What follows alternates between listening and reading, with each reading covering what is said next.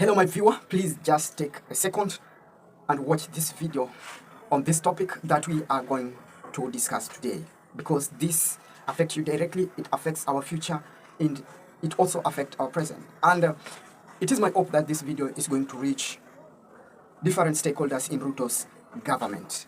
There is an amendment, a public participation on amendment on the 2024-2025 finance bill.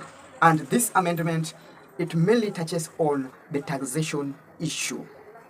I'll give you a quote from Winston Churchill, who asked a question: can a country take itself to prosperity through taxation? Winston Churchill says that it is impossible. It is like a man getting into a bucket and trying to lift himself. I'll take you to the last general election in UK, where Labour Party won and Keir Starmer became the president. One of the main agendas that led to Keir Starmer winning was about taxation. And because the UK citizens had realized what high taxation or unprecedented increase in taxation can do to their economy, they decided to vote in someone who was at least promising a reduction or somehow controlled taxation. When is the rate of taxation high? When do we see that we are taxed to unprecedented levels? It is when we can feel it, when it affects us directly. Listen to this one. When you tax a country, mostly the South, the global South countries or the developing countries, there is one thing that must always happen. Investors will always run away from that country, and it has been witnessed in Kenya. And record clearly shows that, and people have lost their jobs. And because we know that there is imbalance with those working class and those who are in the lower class, there is always a burden that those in the working class, you will find one person, supporting cousins, supporting sisters, supporting brothers. So it means that this person is already being taxed within the family, the nuclear family. So if you want to tax this person more, you are going to hurt him. And not only him, but all those other relatives, or those other people who are being, those kids who are being paid for fee with this person, whose salary is going to be slashed because of the taxation. And the question is, why do we have to, the regime, why do they have to increase this taxation? This is to prove to IMF, and I will keep on repeating this, that we are able to pay our loans back. And you know, it is very disgusting when there is a proposal, if you don't know, there is something going on with the Ruto regime trying to request, or a proposal that they need to keep on borrowing loan higher than the GDP of this country, meaning that they are increasing the debt. So it means that the pressure that we will be getting from IMF will be piling.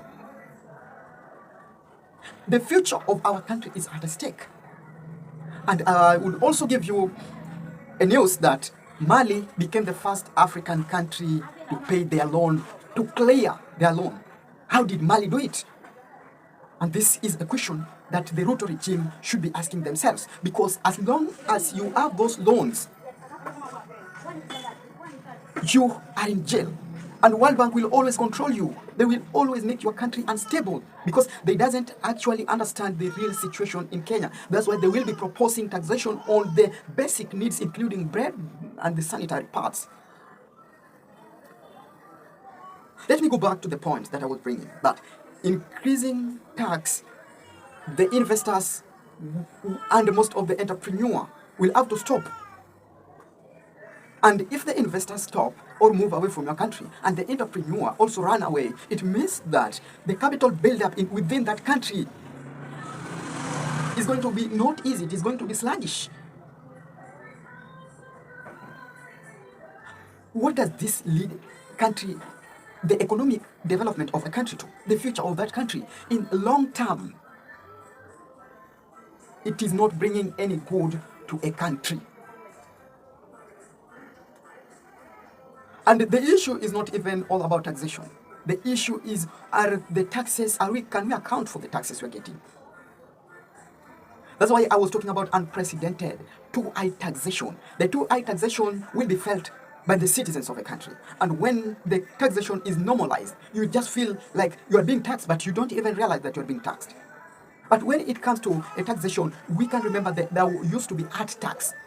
The house you are living on during the colonial period, the taxation was unprecedented. It was being felt. This is what we mean by too much taxation or high taxation. And most of those analysts, the economic analysts, most of them are against it. It doesn't work. You cannot tax a country to prosperity. You have to find other ways. And after taxing, you borrow more money and you use the taxes to pay those loans. And the loans keep on piling. And you know, up to now, the loan that Kenya owes the outside countries is even much higher. Rationally, it is even much higher. So the government must find ways through which they get money. Ask yourself, what are the resources within that country?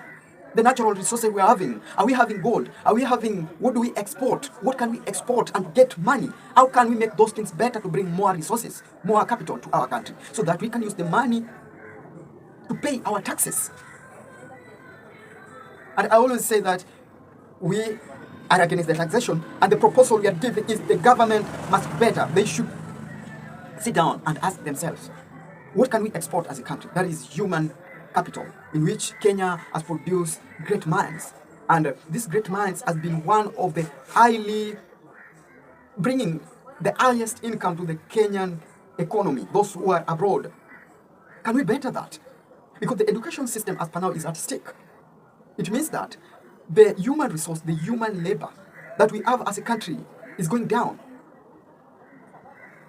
The resources that we have been having, the natural resources, can we try tapping them and use them to bring more money to Kenya? Thank you, and this is the crux of Kenyan politics. Nimesikia mmemwambia Steven ya kwamba kulia kushoto mbele na nyuma lazima usimame rais. In the GNZ TV, we bring for you news in the most simplified manner. We are able to read between the lines together, and we are able to join the dots. We are able to find the missing puzzle. Subscribe and like this video to get more updates. My name is Abisai Orlando.